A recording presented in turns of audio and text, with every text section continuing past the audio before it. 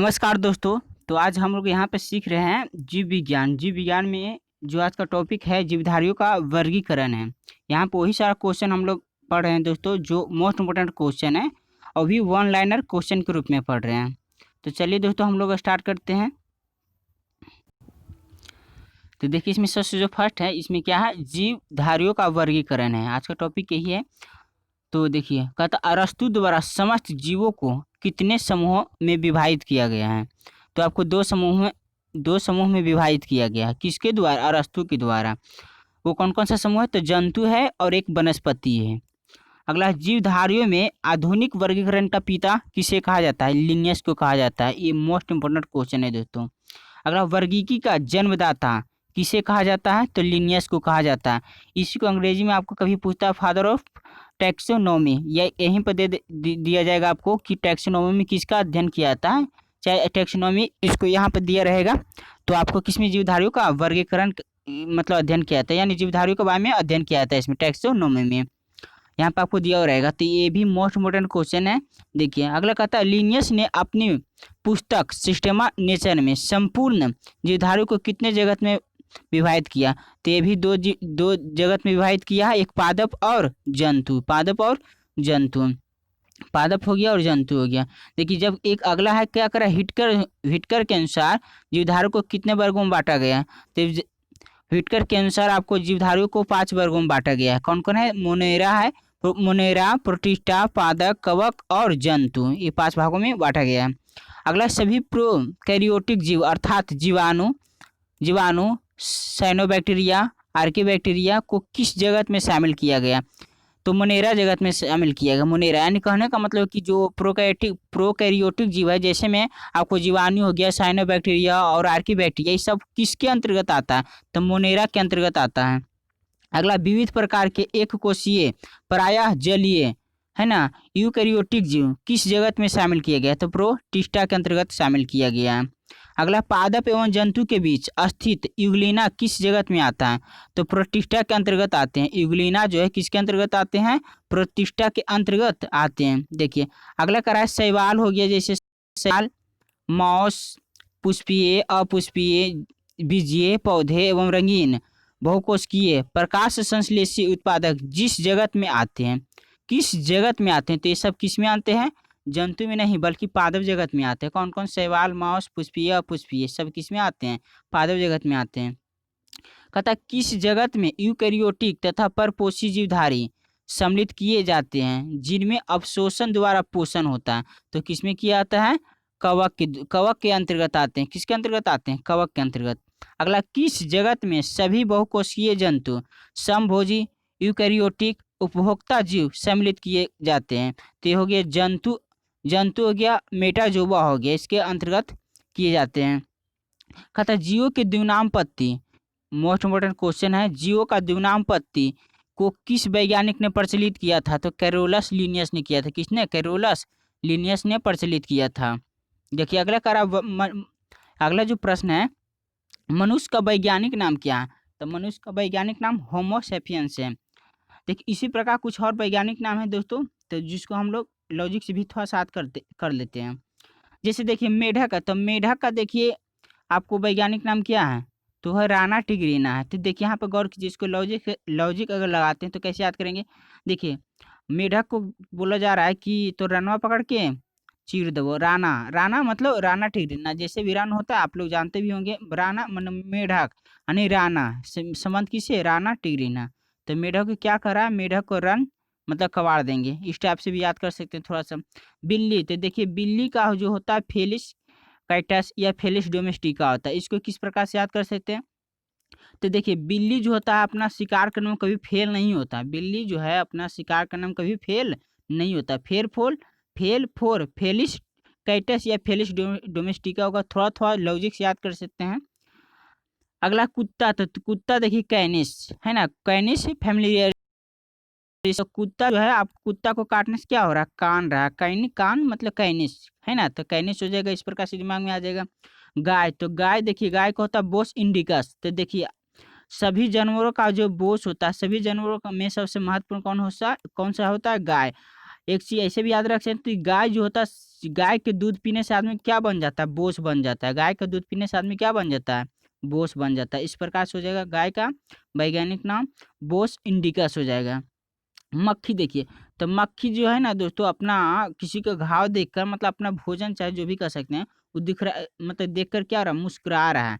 तो मुस्का फोर, मुस्का डोमेस्टिका हो जाएगा मक्खी का वैज्ञानिक नाम। मुस्कुरा रहा है न, मक्खी क्या हो रहा है? मतलब जख्म वगैरह देखो क्या कर रहा है? मुस्कुरा रहा है। इस प्रकार से मुस्का डोमेस्टिका हो जाएगा किसका नाम? तो मक्खी का वैज्ञानिक नाम हो जाएगा। अगला देखिए आम का है, तो आम के तो सभी लोग जानते हैं, मैग्नीफेरा इंडिका हो जाएगा। धान के देखिए, धान को चावल बोल सकते हैं दोस्तों। तो चावल क्या हो जाता है? उड़ा जाता है ना? रात में जब मतलब दिन में अगर रात वाला चावल बच जाता है तो क्या होता है? उड़ा।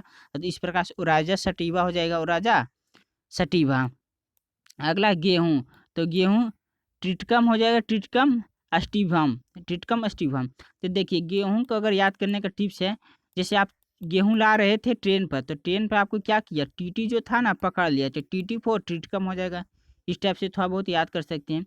मटर, तो मटर को इंग्लिश में पी बोलते हैं ना, तो देखिए यहाँ पर पी है, दोनों में रिलेटेड हो रहा। तो मटर मटर पी यानी पीजम सटिवम। अगला देखिए चना, तो चना का जो वैज्ञानिक नाम आपको है, देखिए आप गांव देहात से अगर बिलोंग्स करते हैं तो आपको पता होगा कि चना को क्या करते हैं, जब चना को कबाड़ते हैं मतलब खेत वगैरह से, तो उसको क्या करते हैं? चना को सिसोर देते हैं। तो सिसोर फोर सीसर, अरी सीसर, सिसोर फोर सीसर हो जाएगा। अब एरिनटम, एरी टीनम हो जाएगा। सीसर एरिनटीनम किसका? तो चना का। इस टाइप से थोड़ा सा याद कीजिए। सरसों का, तो सरसों देखिए करा ब्रास्का, ब्रास्का कैंप कैंपेस्ट, ब्रास्का कैंपेस्ट्रिस, ब्रास्का कैंपेस्ट्रिस है ना। देखिए तो इसको कैसे याद कर सकते हैं? तो गौर कीजिए। देखिए सरसों तो बहुत छोटा छोटा आता है ना, परंतु इसको देखिए करा बड़ा है, ब्रास्का मतलब बड़ा, इस प्रकार से याद करते हैं। यानी छोटा छोटा है, राई कितना है? मतलब सरसों छोटा आता है, यानी छोटा बड़ा याद कर सकते हैं। तो ब्रास्का कैंपे कैंपेस्ट्रिस। अगला है कुस्का, यानी दूसरा टॉपिक आ गया है, कौन सा है? कोशिका और उसके अंग है। तो देखिए कहता है, मोस्ट इंपोर्टेंट क्वेश्चन है, कितना बार पूछा गया। कहता है जीवन की सबसे छोटी कार्यात्मक एवं संरचनात्मक इकाई को क्या कहते हैं? तो कोशिका कहते हैं। अगला जीव द्रव का नामकरण सन 1839 ईस्वी में किस वैज्ञानिक के द्वारा किया गया था? तो पुरकिंजे के द्वारा किया गया था। अगला है किसे जीव विज्ञान का भौतिक आधार माना जाता है? यह है आपको जीव द्रव को माना जाता है। इसे सब मोस्ट इंपोर्टेंट क्वेश्चन है। अगला कहते हैं जीव द्रव कितने भागों में बांटा गया है? तो दो भाग में बांटा गया है, एक कोशिका द्रव होता है, एक केंद्रक द्रव होता है। अगला कोशिका में केंद्रक एवं कोशिका झिल्ली के बीच क्या होता है? यानी कोशिका केंद्रक और झिल्ली के बीच में क्या होता है? तो कोशिका द्रव रहता है। अगला देखिए कह रहा है कि कोशिका में केंद्रक के अंदर क्या रहता है? तो केंद्रक द्रव रहता है, केंद्रक द्रव रहता है, केंद्रक द्रव रहता है। अगला है जीव द्रव का 99% भाग किन चार तत्वों से मिलकर बना होता है? तो देखिए ऑक्सीजन आपको 76% रहता है, कार्बन डाइऑक्साइड 10.5% रहता है, हाइड्रोजन 10%, नाइट्रोजन 2.5% रहता है। अगला जीव द्रव का लगभग कितने प्रतिशत भाग जल में होता है? तो 80% भाग जो होता है आपको जल में होता है। अगला जीव द्रव में अकार्बनिक एवं कार्बनिक यौगिकों का अनुपात कितना है? मोस्ट इंपोर्टेंट क्वेश्चन है। अकार्बनिक रेशियो कितना है? 81 उन्नीस, मतलब 19 है, मतलब 81 अनुपात कितना है? 19 है। अगला कोशिका के अध्ययन के विज्ञान को क्या कहते हैं? देखिए मोस्ट इंपोर्टेंट क्वेश्चन है। यानी कोशिका जिसमें अध्ययन, कोशिका के बारे में जिसमें अध्ययन किया तो उसको क्या कहा जाता है? तो कोशिका विज्ञान कहा जाता है। ये तो हिंदी में रह जाएगा तो आप इसको याद कर लेंगे, मगर इंग्लिश में ज़्यादातर पूछता है कि कोशिका का अध्ययन किस में होता है? तो साइटोलॉजी में होता है। किस में होता है? साइटोलॉजी में। अगला कोशिका शब्द का प्रयोग, कोशिका शब्द का प्रयोग 1665 ईस्वी में किस वैज्ञानिक ने किया था? तो रॉबर्ट हुक ने किया था। दोस्तों यहाँ पे दो क्वेश्चन है, देखिए कहता है कोशिका शब्द का प्रयोग कब हुआ था? तो 1665 ईस्वी में हुआ था। किसने किया था? तो रॉबर्ट हुक ने किया था। चलते हैं आगे देखते हैं। देखिए आगे क्या करा कि सबसे छोटी कोशिका किस जीवाणु को होती है? तो आपको जो सबसे छोटी कोशिका होती है माइकोप्लाज्मा, देखिए माइकोप्लाज्मा गैलीसेप्टिकामा, माइकोप्लाज्मा गैलीसेप्टिकामा का होता है सबसे छोटी जीवाणु। अगला है, सबसे लंबी कोशिका कौन सी होती है? तो तंत्रिका तंत्र होती है। मोस्ट इंपोर्टेंट क्वेश्चन है। सबसे बड़ी कोशिका किस जंतु की होती है? तो शुतुरमुर्ग की होती है। अगला है कोशिका सिद्धांत का प्रतिपादन 1838 या 39 से ईस्वी में किसने दिया था? किसने किया था? तो स्लाइडेन एवं स्वान ने किया था। ये भी मोस्ट इम्पोर्टेंट क्वेश्चन है। अगला कोशिका का निर्माण जिस क्रिया से होता है उसमें केंद्रक की क्या भूमिका होती है? तो उसका क्या भूमिका होती है? मुख्य अभिकर्ता होता है। मुख्य अभिकर्ता होता है। कोशिका कितने प्रकार की होती है? कोशिका 2 प्रकार की होती है। एक होता है प्रोकैरियोटिक कोशिका और दूसरा यूकैरियोटिक कोशिका। अगला किस प्रकार की कोशिका में हिस हिस्टोन प्रोटीन पाया जाता है? तो देखिए हिस्टोन प्रोटीन जो आपको पाया जाता है प्रोकैरियोटिक कोशिका में पाया जाता है। प्रोकैरियोटिक कोशिका में पाया जाता है। देखिए अगला जो है